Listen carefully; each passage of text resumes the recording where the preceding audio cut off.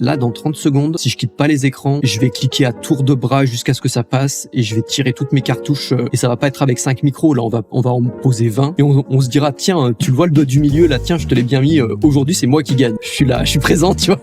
Un peu mou, tu vois. Mais en vrai, c'est dans cette période-là et cette capacité, elle est restée à sentir un petit peu arriver le truc et de me dire, oula. À ton avis, est-ce qu'il y a un moment où on en sait tellement sur la psychologie que ça peut devenir un problème? Mais moi, j'ai conscience que de celui-ci quand j'arrive devant ma session. Donc, je remplis ma fiche pattern. Comment est-ce que tu te sens? Impeccable. Est-ce que tu es reposé? Oui. État émotionnel? J'en ai pas vraiment. Et on y va. Sauf qu'il y a un autre truc. C'est l'autre vase. Et c'est le vase moyen terme, long terme. Bienvenue à toi dans la Trading Academy. Aujourd'hui, on aborde un sujet très particulier. Comment atteindre la maturité grâce à tes patterns psychologiques dans ton trading. Reste bien jusqu'à la fin si tu vas en apprendre le maximum sur toi-même et ton trading. Bon, mon Guillaume. Alors, je vais pas commencer par me présenter. J'aimerais que tu te présentes rapidement. Alors, je te coupe un peu l'herbe sous le pied parce que avant même que tu expliques ton parcours selon tes propres mots, moi, je veux préciser quelque chose. Je m'adresse à l'audience. Guillaume, c'est l'un de mes élèves que je connais depuis maintenant plus de 2 ans et demi, presque 3 ans. On échange souvent et c'est quelqu'un de très compétent. Il y a un cap qui te bloque. C'est ce premier retrait. C'est le passage de la validation à la constance finalement. Et c'est ce qu'on va essayer d'explorer ensemble aujourd'hui. Pourquoi, même avec une grande maîtrise analytique, tu peux encore avoir du mal à transformer cette compétence en résultat réel. On va essayer de voir qu'est-ce que ça dit, pas juste sur lui, mais sur beaucoup d'entre vous qui allez regarder cette vidéo. Donc, vas-y, je te laisse te présenter selon tes goûts. Ok, écoutez, moi c'est Guillaume, j'ai 36 ans, je suis arrivé dans le trading tout début 2023, j'ai attaqué au début par la Rise Up de midi. Donc pour ceux qui ont vu le premier podcast, vous avez compris ce qu'était la Rise Up. Ensuite, du coup, j'ai rejoint Brice qui avait ouvert Deep Knowledge aux alentours, c'est peut-être un peu avant mars 2023. Du coup, Brice m'a pris sous son aile et a commencé à m'apprendre un petit peu tous les concepts ICT, etc. J'ai fait son cursus 2023 hyper complet où tout était expliqué de A à Z. À ce moment-là, c'était sur le Forex, Euro-USD, DXY, et puis ça tradait cette paire ultra corrélée. Beaucoup de Forex, donc un peu de Londres, pas mal de New York AM, mais sur le Forex, la New York AM, elle était vraiment compliquée à appréhender. Et puis l'année dernière, à partir de avril, j'ai commencé à regarder le Nasdaq, avril 2024. Et c'est l'été 2024, à partir d'un mois après, où j'ai commencé à faire 1, 2, 3, 4, 5 comptes, et je les ai cramés en décembre. Donc en fait, je les ai pris les uns après les autres, je les ai stockés, j'y ai pas touché, c'était chez Topstep.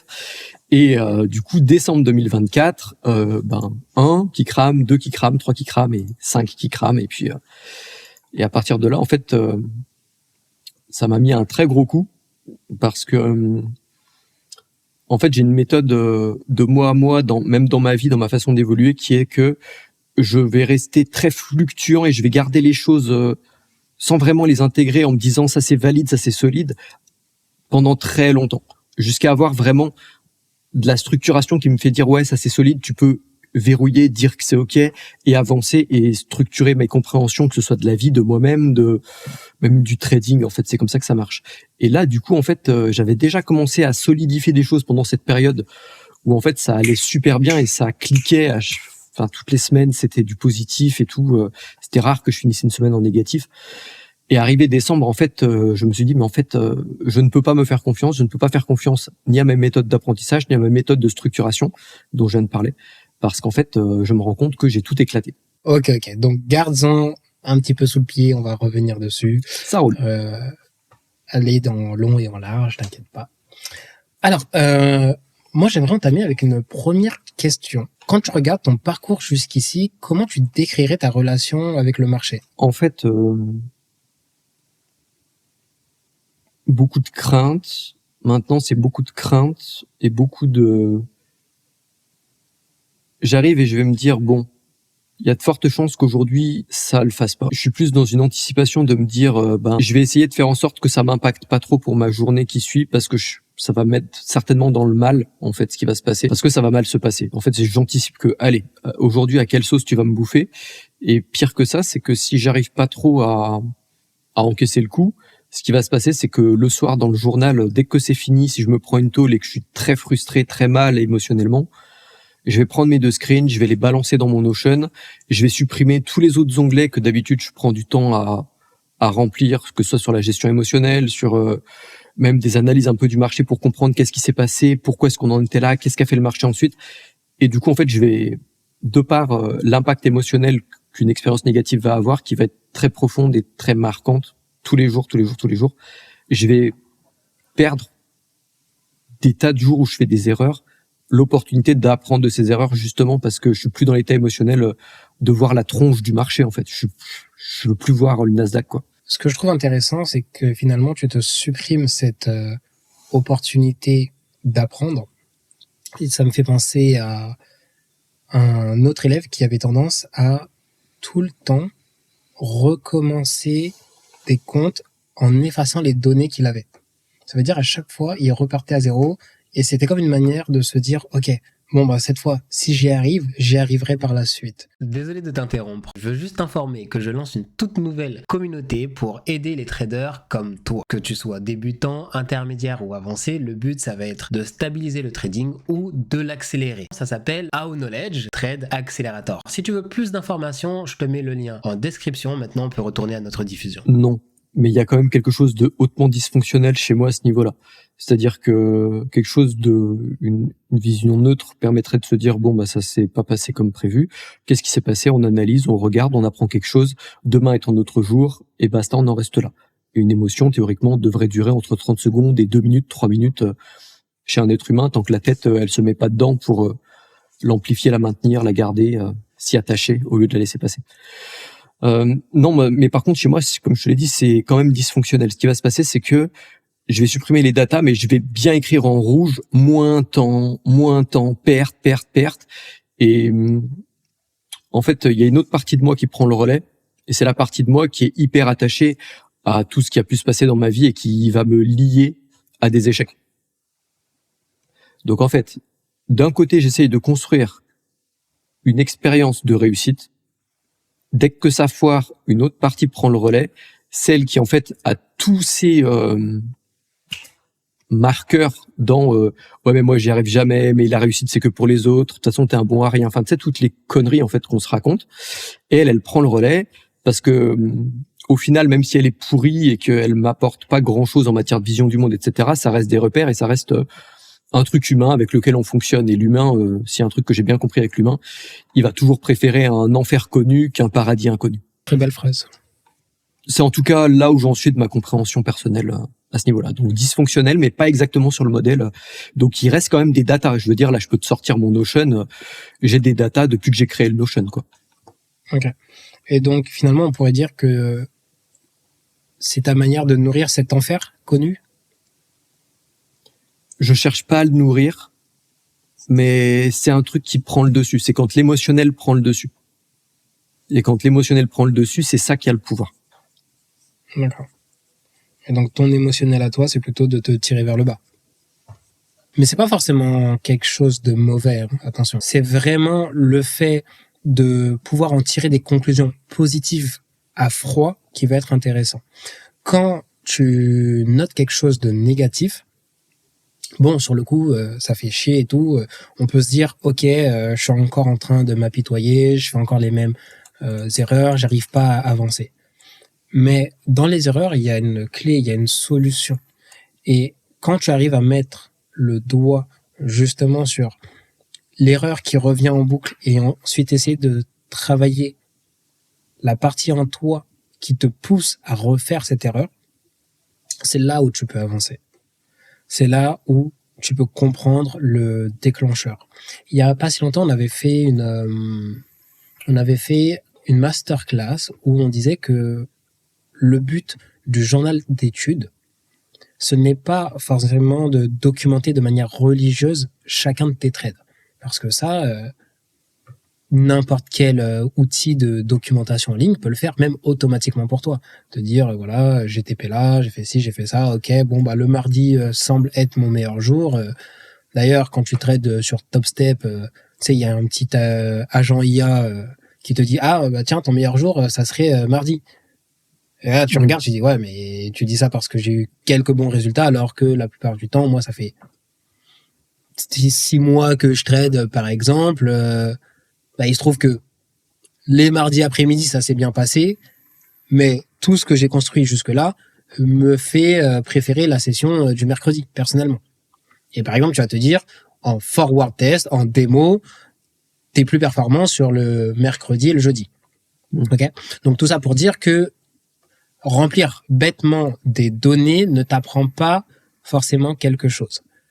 Par contre, si tu arrives à tracer le point d'origine qui a fait que tu as pris des mauvaises décisions, pas juste là je me suis fait sortir en stop loss et ensuite ça allait à mon TP. Non, il était quelle heure, on était dans quelle session, j'avais quelle confluence, mais comment est-ce que je me sentais émotionnellement, comment est-ce que le marché a consolidé et pourquoi j'ai cru qu'il partait tout de suite, tu vois. Le pourquoi. D'ailleurs, ça me fait penser à lorsque l'on cherche une cause profonde à un problème, il faut se poser 5 fois la question du pourquoi. Pourquoi est-ce que j'ai fait ça? T'as une réponse. Cette réponse, tu la prends, tu te dis encore pourquoi. Tu te demandes encore pourquoi, et à la fin, tu sais ton pourquoi profond. Faisons un exemple. Pourquoi tu t'es lancé dans le trading? Parce que à la base, j'étais en micro-entreprise, donc entrepreneur. Je voulais entreprendre, mais je voulais ne pas avoir à gérer des clients, gérer des choses compliquées. Et je voulais une source de revenus quelque part qui me permette d'atteindre des objectifs plus vite et différemment que ce que le modèle de la société me propose, qui est de bosser toute ma vie jusqu'à être épuisé, essoré comme une serpillière et jeté parce que je serais plus utile et à plus pouvoir rien faire et à espérer d'avoir une petite retraite, parce que dans le monde dans lequel on vit aujourd'hui, on sait très bien que les retraites, on n'aura pas. Donc il fallait que je trouve une autre solution. Et sur les marchés, je suis face à moi-même, j'ai pas de plafond. Alors attends, ne saute pas à la conclusion, c'est pas là qu'on va. D'accord, ok. Donc moi, il y a 2 choses que j'ai retenues. Tu voulais entreprendre dans un côté, mais de l'autre côté, tu ne voulais pas gérer des clients. Allez, je vais prendre l'aspect tu ne veux pas gérer de clients. Pourquoi? Il y a toujours un problème. C'est en fait, c'est tout ce que j'ai appris du commerce qui me fait comprendre qu'en fait, je vais plus devoir appliquer des techniques pour ferrer les gens, pour les faire signer, pour ceci, pour cela, qui m'a rebuté, qui m'a dégoûté. C'est l'aspect commercial, l'aspect rebutant de l'aspect commercial qui me dégoûte. Alors, c'est l'apprentissage des techniques ou c'est vraiment le fait que, tu l'as dit, il y a toujours un problème et tu dois apprendre des techniques pour gérer ces problèmes. Donc, par problème, je pense que tu parles comment convertir une vente, par exemple. Ce genre de choses. Et même plus fondamentalement, ça va être plus simplement au niveau de l'humain. Moi, je suis pas là pour retourner le crâne de quelqu'un, pour lui fourguer un truc qui, si ça se trouve, il en a rien à faire, en fait. Et même si je suis quelqu'un qui a une vraie solution, de la valeur, machin, etc., même si tous les potards sont à 100%, j'ai pas envie de faire ça. Donc, en fait, c'est vraiment très profondément en moi et de moi à moi. Donc, quand j'ai compris ça, j'ai fait next, on arrête. D'accord. Et pourquoi est-ce que t'aimes pas gérer l'humain? C'est pas que j'aime pas gérer l'humain, c'est que j'aime pas manipuler pour vendre un truc pour mon intérêt personnel. Ok. Comparatif avec le trading. Dans le trading, je vais prendre de l'argent à des gens. Ouais, mais je leur ai pas mis le pistolet sur la tempe pour, tu vois, pour Oui, qu'ils me donnent de l'argent. Mais pour moi, t'as dit un truc intéressant. T'as dit, je n'aime pas manipuler les gens pour mon intérêt personnel. Ouais. Ça veut dire que si demain t'es dans une situation, pense Titanic. Ouais. Il y a une planche, vous êtes 2. Tu ne te sauves pas toi-même? Tu penses pas à ton intérêt perso en premier?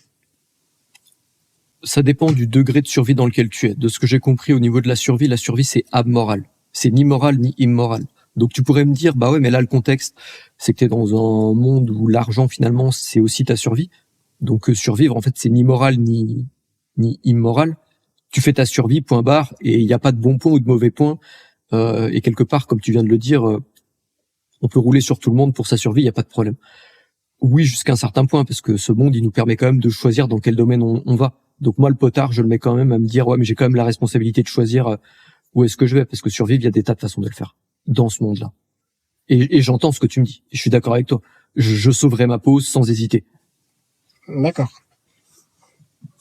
Pourquoi? Comme n'importe quel humain, vaut mieux que ce soit moi plutôt que toi, hein. Tu vois ce que je veux dire? Parce que tu veux vivre.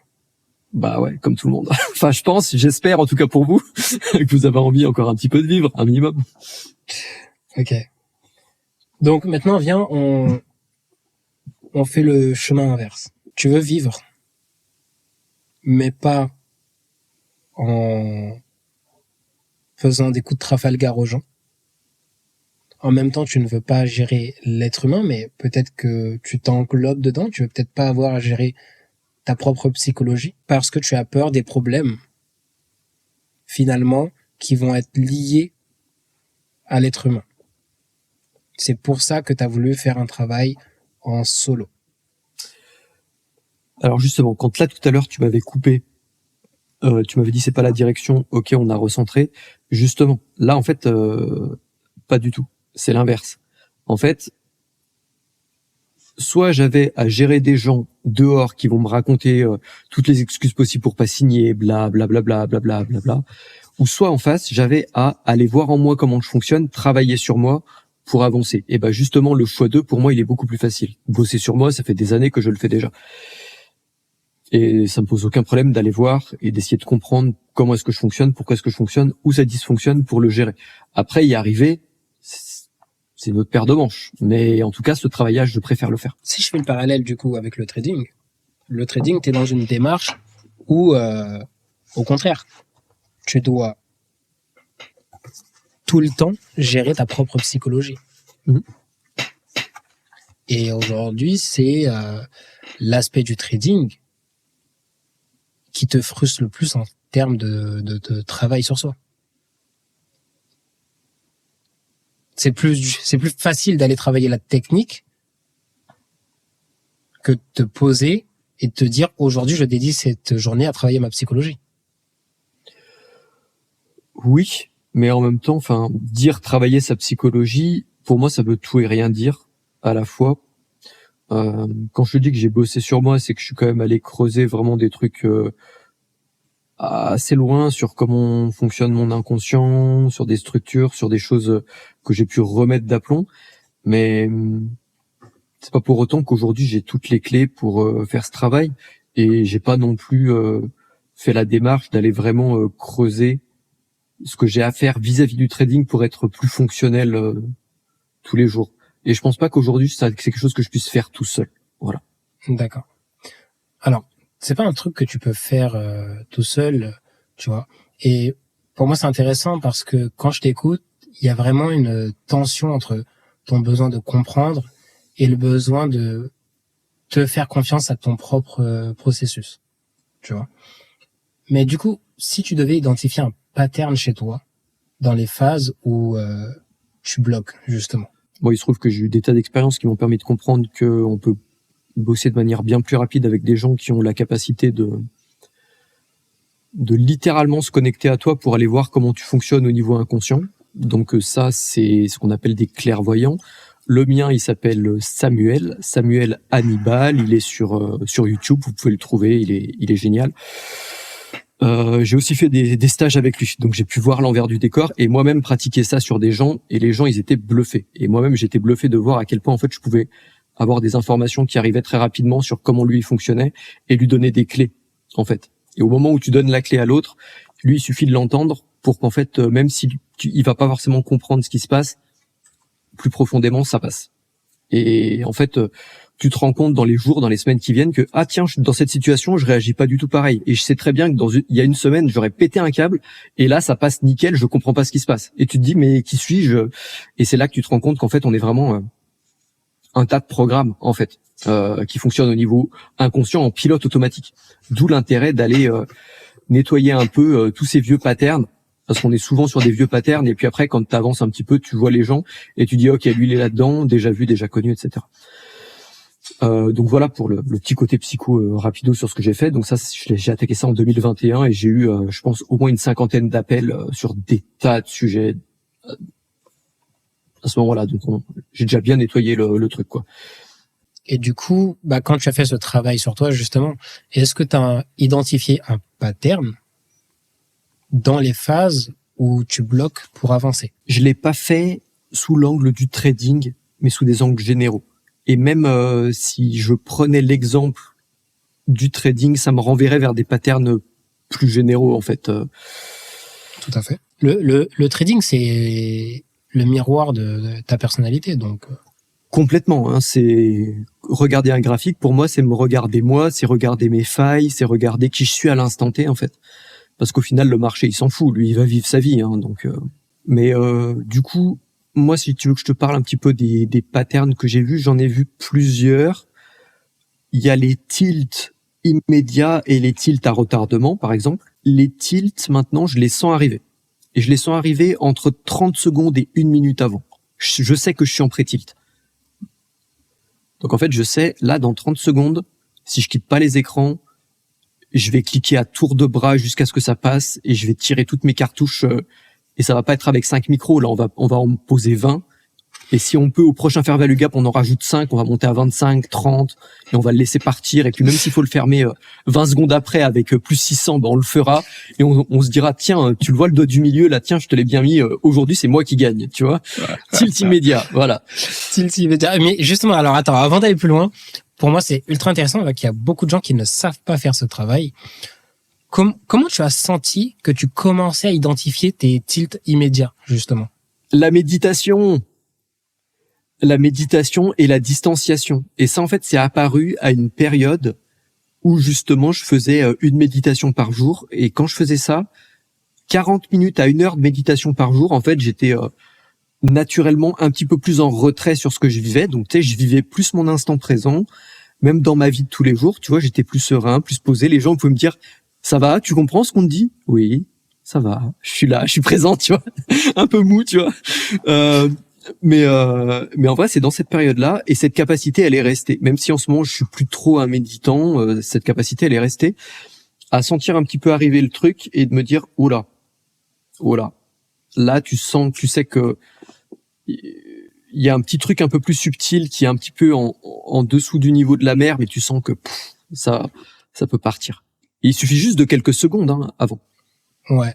Et je fais une toute petite aparté. Si vous n'aimez pas la méditation, c'est pas un problème. Il y a des élèves qui ne méditent pas et qui arrivent à faire le même travail grâce au journaling. Finalement, il n'y a pas qu'un seul chemin pour arriver à cet état de conscience. Et pour poursuivre l'aparté, si vous avez juste un besoin très rapide de vous calmer, il y a un truc tout bête. Vous voyez les mains? Vous les prenez, vous vous baissez, vous les posez sur de la terre ou de l'herbe. Parce qu'il y a un truc tout bête, nous on est aussi des êtres électriques, donc là, polarité positive, en bas la masse, polarité négative, tu prends le plus, tu le mets sur le du moins, t'inquiète, tu vas décharger. Ça prend 30 secondes, ça décharge. Donc ça aussi. Petit truc en plus. Toujours bon à prendre. Voilà. Faut essayer, faut pas se dire, tiens, qu'est-ce que c'est que ça? Faut essayer, voir ce qui marche pour soi. Et du coup, le tilt à retard. Tilt à retardement. Alors celui-ci, c'est le plus rotor, le plus vicieux des tilts. En gros, tu commences à monter un compte, t'arrives à plus 1002, plus 1003, nickel, faut aller à plus 3000 pour le valider, le 50K classique. Voilà. Et jeudi, tu te prends une tôle. Pas grave, on s'en fout. C'est pas grave, c'est une tôle. Vendredi, à la limite, viens pas le vendredi, quoi. Tu vas pas te prendre une tôle juste avant le week-end. Et puis en plus, les vendredis, un petit peu plus pénible et tout. Tu te prends une tôle aussi. Ok. Bon, c'est pas grave. Ta semaine, elle finit à peu près à break-even. C'est ok. Lundi arrive. Et lundi, tu te prends une tôle. Bon, là, tu sens déjà que ça te gonfle un peu. Tu dis, vas-y, je vais faire ma journée et tout, je reviens demain. Et le lendemain, le truc, c'est qu'en fait, à chaque jour, t'as le vase de la journée qui se vide. Et quand t'arrives le lendemain, en fait, c'est ton vase immédiat. Mais moi, j'ai conscience que de celui-ci, quand j'arrive devant ma session. Donc, je remplis ma fiche pattern. Comment est-ce que tu te sens? Impeccable. Est-ce que tu es reposé? Oui. État émotionnel? J'en ai pas vraiment. Idée dominante dans la tête? Bah, pas beaucoup. J'ai pas encore fini mon café parce que je traite la session de Londres. Donc, je me lève, j'ouvre les charts, je fais couler le café, je me mets devant les charts. Donc, j'ai pas fini mon café. En principe, les pensées, il y a pas grand monde ici, donc c'est tranquille, tu vois. Et on y va. Sauf qu'il y a un autre truc. C'est l'autre vase. Et c'est le vase moyen terme, long terme. Et lui, en fait, il est déjà chargé. Et le truc, c'est que j'en ai pas encore conscience de celui-là. Et on arrive du coup mardi matin après 3 jours de tôle d'affilée. Et là, en fait, tu vas commencer à perdre. Et là, en fait, d'un seul coup, pam. Et lui, il me prend d'un coup et je le vois pas arriver. Pam. Non. Et là, je fais merde. Il y a une petite part de moi qui dit merde. Je sais que je suis niqué en fait, parce que là, je vais aller jusqu'au bout et je vais tabasser le marché jusqu'à ce qu'il me paye en fait, parce que c'est censé être ma bitch. Tu vois, il est censé être là pour me payer en fait. Il est juste là. Il est pas censé être là pour me prendre quelque chose. Tu vois. Et je sais qu'il y en a qui disent ouais, le marché, il te doit rien et tout. Ben en fait, si. Pas forcément le Nasdaq ou quoi, mais n'importe quel actif, il te doit quelque chose, parce qu'en fait, on est dans un système monétaire où dès l'instant où tu nais, on te dit ben en fait quelque part t'as forcément besoin du système financier, parce que si t'as envie de jouer sans, en fait t'es à la rue, t'es en slip, tu peux pas construire parce que t'as des lois, t'as des tas de trucs qui font qu'en fait tu vas pas vivre correctement, humainement, correctement sans ce système financier. Donc quelque part, si vous voulez qu'on soit obligatoirement connecté, ben faut bien que vous nous donniez quelque chose, parce que juste parce que on existe et juste parce qu'on est là, on vaut quelque chose. Enfin bref, c'est la petite parenthèse sur la valeur. Donc oui, moi je pars du principe que le marché il me doit quelque chose et qu'il est censé être ma bitch et me payer en conséquence. Voilà. Et du coup, finalement, ton tilt à retard, c'est le tilt qui est lié au bagage émotionnel de ce qui s'est passé avant. Les 3 derniers jours. Et comme tu l'avais dit, le compte, il accumule aussi une charge. Ce compte-là, il a une histoire. Il a l'histoire du début qui monte, des 3 jours qui plantent, et cette histoire, elle peut pas aller à je le crame. Cette histoire, elle doit aller à tu remontes jusqu'à là où t'étais avant de perdre, et tu vas jusqu'à le valider, jusqu'à ensuite pouvoir tirer du pognon avec ce compte. Là, tu vois, on parle de choses qui ne sont pas des savoirs ordinaires, mais il y a quand même une phrase que beaucoup doivent entendre, c'est trop savoir, ça complique ce qu'on devrait simplement exécuter. Tu vois, à la préparation de cet épisode, je te disais, il y a ce point où tu as trop de connaissances et tu atteins un plafond qui va te brouiller l'esprit. Là, on n'est pas encore sur une conversation qui tourne autour des compétences techniques, mais tu vois, le savoir lié au tilt, il est essentiel. À ton avis, est-ce qu'il y a un moment où on en sait tellement sur la psychologie que ça peut devenir un problème? J'ai pas l'expérience pour t'en parler. En tout cas, c'est une question complètement détonnante pour moi. Je m'attendais vraiment pas à ce que tu me poses cette question, et je m'attendais même pas à ce qu'un humain puisse penser ça. Est-ce que on puisse tellement savoir qu'en fait ça en devient un problème? Et je dirais que les connaissances psychologiques de soi, elles te poussent à un décalage, puisqu'en fait tu prends de la distanciation sur toi. Donc en fait, pour moi, le seul problème avec ça, c'est de vivre sans cesse comme dans un jeu vidéo à la 3e personne derrière ton personnage, alors que la vie, t'es censé être à l'intérieur et la vivre un peu comme elle te vient, y compris dans ton trading. Quand je vois des gens qui disent par exemple, oui, mais non, tu dois exécuter comme un robot. Bah non. Sinon, prends un bot de trading. Passe l'année qui arrive à explorer les 500 000 bots de trading qu'il y a sur Internet et fais-le bosser à ta place. T'es un humain. Donc l'humain, c'est aussi est-ce que l'émotionnel, dans mon expérience, m'a plus impacté négativement que positivement dans mes résultats? Oui, mais peut-être pas forcément. Peut-être que des fois, ça peut être ce truc qui fait que à ce moment-là, tu vas aller arracher le pot, être un peu plus fort, parce que t'as peut-être capté des tas de choses que t'es pas capable de conscientiser. Mais tu sais que dans ce cas-là, n'importe quel ordinateur aurait été incapable de te dire que là, ce setup, il est vraiment bon, plus, et que du coup, tu peux bombarder un peu plus dessus et aller chercher un peu plus. Après, en même temps, c'est une étape que tout trader a avancé finit par traverser, la remise en question, les réflexions, tu vois. Mais j'aimerais quand même qu'on aborde un petit peu justement l'aspect technique avant de faire en sorte que la conversation retrouve un équilibre entre les deux. Est-ce que tu as déjà eu le sentiment que le fait de trop savoir t'empêchait d'être simple? C'est arrivé en fait assez vite. C'est arrivé assez vite quand j'ai commencé à m'émanciper de ton cursus et que j'ai commencé à aller voir d'autres choses directement sur la page YouTube d'ICT. Et où en fait les premières choses qui m'ont fait grésiller le cerveau, ça a été les petites variantes. Par exemple, toi, tu as simplifié les choses en appelant le premier niveau de changement de tendance du marché, c'est le market shift. Ouais, mais attends, parce que ICT, lui, il parle de market structure shift, sauf que nous, market structure shift, c'est un peu plus puissant qu'un market shift, vu qu'on parle d'une prise de liquidité, retour sur le swing de la jambe de prix qui a pris la liquidité, c'est un market structure shift. Mais ICT, il va appeler le market shift market structure shift. En plus de ça, il va simplifier ça en disant que là, c'est un short term shift in market structure. Alors que tout ça, on peut labelliser ça market shift dans ta façon de l'expliquer. Parce qu'en fait, toi, ce que j'ai découvert là, c'est que toi, tu avais fait tout le travail d'avoir la vision d'ensemble, la compréhension, de dire, OK, comment est-ce qu'on va communiquer ça d'une manière posée, clarifiée, qui en fait ne change strictement rien au message qui s'était apporté, donc sans dénaturer son travail, et justement en éliminant la confusion. Et des confusions comme ça, j'en ai eu, mais tout du long avec des petites notions, des petits machins. Là, maintenant, j'en suis à, ouais, mais attends, il se met à nous parler des breakers. Donc, breaker, order block, on tombe, on prend une liquidité, on recasse l'order block qui a pris la liquidité, on trouve support dessus, on monte, ça c'est un breaker. Ouais, mais maintenant, si il va faire sa vie, il retombe dessous, ça c'est un inverse breaker. Hein? Ouais. Mais c'est quoi la différence entre un inverse breaker et un reclaimed fair value gap et un reclaimed order block? C'est quoi la différence? Et là, tu vois, tu arrives dans des trucs compliqués et au final, ça apporte pas grand-chose. Là où moi aussi j'ai eu des soucis, c'est sur des choses plus générales, plus sur des manières plus générales d'approcher le marché, notamment RTH gap. RTH gap, si je me mets à les regarder, il faudrait que j'ai un plan exclusivement orienté autour du RTH gap pour exécuter, basta.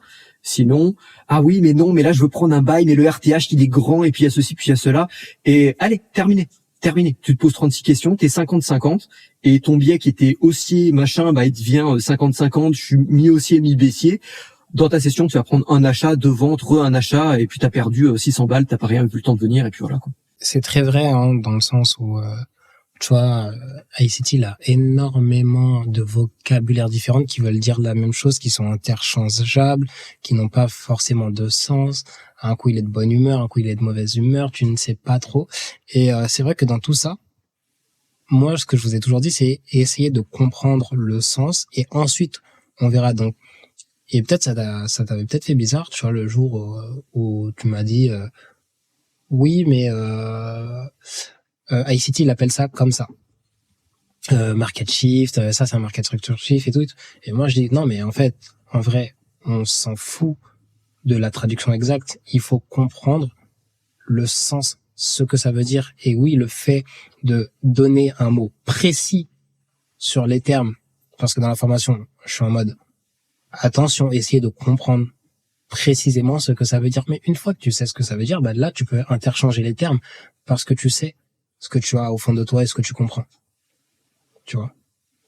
Et pour moi, c'était une notion très importante à transmettre. Parce que sinon, t'as pas fini. Tu sais même pas la charge de travail et de confusion que tu vas te rajouter.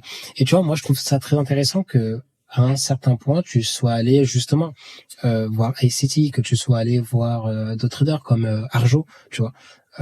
Pour moi, je trouve ça très intéressant et j'incite justement les gens à avoir différents modèles de traders qu'ils suivent, mais il faut bien comprendre que la différence entre aller diguer les informations en ligne et suivre une formation, c'est qu'une formation, normalement, elle est réfléchie pour faciliter la compréhension et le travail.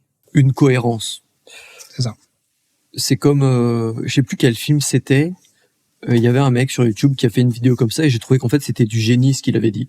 Et je crois que c'est un film avec Vin Diesel, c'était peut-être un des Fast and Furious, et il disait en fait, mais ce film, il a eu plein de gens qui étaient revenus dessus pour dire non mais faut changer ci, faut changer ça, puis quelqu'un d'autre qui fait ci, qui fait ça, et au final ça faisait un film qui était lisse, sans aspérité, mais aussi sans saveur, parce qu'en fait moi je crois profondément que un individu, un metteur en scène, un réalisateur, un scénariste, il va avoir une vision d'ensemble avec sa cohérence d'ensemble, et je pense que c'est pareil pour un trader, avec des défauts, mais des qualités et des forces, en fait. Et que si tu y viens et que tu mets des petits coups de pinceau un petit peu de partout et que tu as une boule sans aspérité, sans rien, bah finalement, tu perds cette cohérence. Donc, une formation, une cohérence. Peut-être des défauts, peut-être des zones d'ombre, mais comme tous les points de vue, comme une caméra, bah, à partir de là, mes doigts, ils sont en dehors du champ, et voilà, parce qu'il y a un cadre, en fait. Et c'est comme ça. Toi qui es allé prendre plein de connaissances de metteurs en scène différents, hein, pour faire le parallèle. Qu'est-ce que tu dirais à quelqu'un qui est encore dans cette phase de je comprends, mais je n'y arrive pas. Je comprends parce que je suis allé piocher des informations à gauche, à droite, mais je n'y arrive pas. Et pourquoi, pour moi, tu es la meilleure personne pour poser cette question? Parce que peut-être t'as jamais remarqué, je fais un parallèle avec ce qu'on disait un peu plus tôt. Il est beaucoup plus simple de conseiller une personne à la troisième personne que de se conseiller soi-même à la première personne. Bon, vu que je suis encore en plein dedans, ça va pas forcément être évident, mais je vais te dire ce qui me vient. En fait, moi je discerne deux choses. La première chose, c'est tous les outils que tu as pour analyser, et en mode analyse, moi aujourd'hui comme je suis, c'est open bar. Tu peux voir tout ce que tu as envie de voir, tout ce que tu veux. Utilise 100% de ton processeur, de tout ce que tu es capable de processer, de comprendre, pas de souci. Quand tu exécutes, c'est autre chose. Exécuter, ça doit être bête, ça doit être simple. Trouve un truc que tu es capable de voir encore et encore. Voilà, c'est ton truc de faire du swing, ben si tu arrives à choper une manière d'entrée qui fasse que tu as au moins un trade par semaine, 4 trades par mois, impeccable. Si tu fais de l'intraday, il faut que tu aies une entrée par jour, une opportunité d'entrée par jour, allez, on va dire au moins 3 à 4 par semaine, que ton truc se forme, et qu'après toi t'as toujours le choix de y aller ou pas, quoi. Mais ce serait ça. Et ton exécution, et pour moi, il y a la frontière, elle est entre l'analyse où tu fais ce que tu veux, où tu vois ce que tu veux pour déterminer où va aller le marché, et ensuite ton exécution qui, elle, doit se baser sur des choses simples. Tu sais, c'est intéressant ce que tu dis parce que ça résume bien le cœur du trading.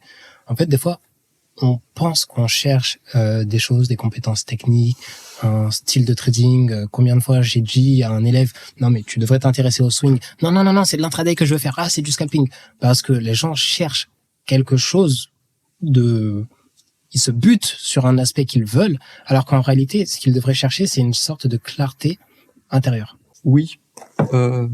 Là, c'est un truc que j'ai déjà touché et qui est déjà arrivé à fleur de ma conscience, mais que j'ai jamais creusé. Donc, je te remercie de le mettre ça sur la table. Moi, ce que je cherche, c'est pas un payout, c'est pas 2 payouts, c'est pas 10 payouts. Peut-être que c'est la stabilité, le lifestyle qui va avec, mais après un certain temps où en regardant derrière mon épaule, je me dis ça y est, je pense que là, on peut souffler. Le plus dur est passé, peut-être. Mais en fait, finalement, c'est peut-être pas ça. Finalement, ce que je recherche, c'est une sérénité dans l'exécution, dans la vie, dans tout ce qui se passe tous les jours sur ce chemin, en fait, indépendamment de à l'instant T, est-ce que tu as gagné ou pas, en fait. Pour moi, ça résume quelque chose. On peut être compétent, on peut être bon, mais si t'as pas encore trouvé la bonne structure mentale, le marché va toujours finir par te rappeler à l'ordre, tu vois. Et c'est exactement ça, le passage de trader compétent où tu es actuellement vers un trader mature qui va apprendre à relier la technique, l'intention et la patience. Tu vois. Par exemple, je sais que moi j'aime le coding, le vibes coding, tout ça avec les IA en ce moment. Et il y a une phrase qu'on me martèle dans la tête, c'est quand tu commences un projet, commence avec l'intention. Ne dis pas à l'IA, par exemple, ce que tu veux faire, comment elle doit le faire. Non, dis-lui l'intention, tu vois. Et ta réflexion, elle doit être posée sur ton intention avant ton résultat. D'accord? Donc, dis-moi juste à quoi ça te fait référence, et ensuite on va pouvoir clôturer avec ça. Là, les premières images qui me viennent, tu sais, c'est un petit peu, c'est marrant, c'est les images du film Gladiator, où où tu vois la main qui passe dans le champ, et en fait c'est cette paix où en fait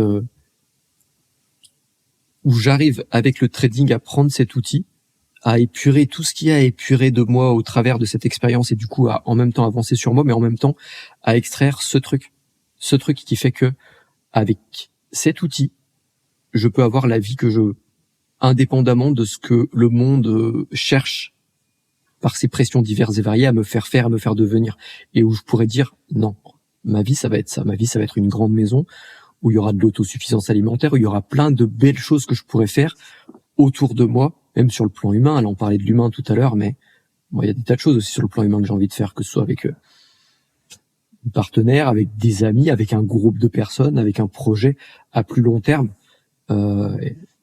Mettre cet outil au niveau du serviteur maîtrisé pour créer la vie que j'ai envie de faire, ça c'est mon intention.